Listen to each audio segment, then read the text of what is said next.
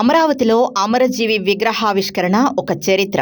అమరజీవి శ్రీ పొట్టి శ్రీరాములు విగ్రహావిష్కరణ ఒక చరిత్ర అని ఏపీ సీఎం చంద్రబాబు నాయుడు అభివర్ణించారు. పొట్టి శ్రీరాములు అందరివాడని భావించి ప్రతి ఒక్కరూ ఈ విగ్రహావిష్కరణ కోసం కృషి చేశారన్నారు. పొట్టి శ్రీరాములు విగ్రహం కోసం కృషి చేసిన ప్రతి ఒక్కరికి ఈ సందర్భంగా సీఎం చంద్రబాబు నాయుడు ధన్యవాదాలు తెలిపారు. రాజధాని అమరావతి పూర్తయితే ఈ విగ్రహం మరింత అద్భుతంగా కనిపిస్తుందన్నారు. రాజధానిలోని శాఖమూరులో అమరజీవి పొట్టి శ్రీరాములు 58 అడుగుల విగ్రహాన్ని సీఎం చంద్రబాబు ఆవిష్కరించారు. ఈ సందర్భంగా ఏర్పాటు చేసిన బహిరంగ సభలో సీఎం చంద్రబాబు మాట్లాడుతూ పొట్టి శ్రీరాములు విగ్రహానికి స్టాచ్యూ ఆఫ్ సాక్రిఫైస్ గా నామకరణం చేశామని చెప్పారు. పొట్టి శ్రీరాములు 58 రోజుల దీక్షకు గుర్తుగా 58 అడుగుల ఆయన భారీ విగ్రహం ఏర్పాటు చేశామన్నారు. 6 నెలల్లో మొదటి దశ పనులు పూర్తి చేశారని వివరించారు. రెండో దశ పనులను కూడా త్వరలో పూర్తి చేస్తామన్నారు. ఈ విగ్రహం కోసం 26 టన్నుల కాంస్యం, 42 టన్నుల ఐరన్ వినియోగించారని సీఎం చంద్రబాబు చెప్పారు. ఇక రాజధాని అమరావతి నిర్మాణంలో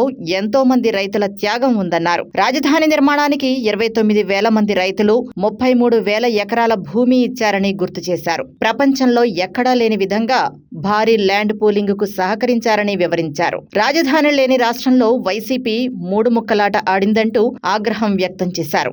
అమరావతిని గత పాలకులు శ్మశానమని అవహేళన చేశారని తెలిపారు.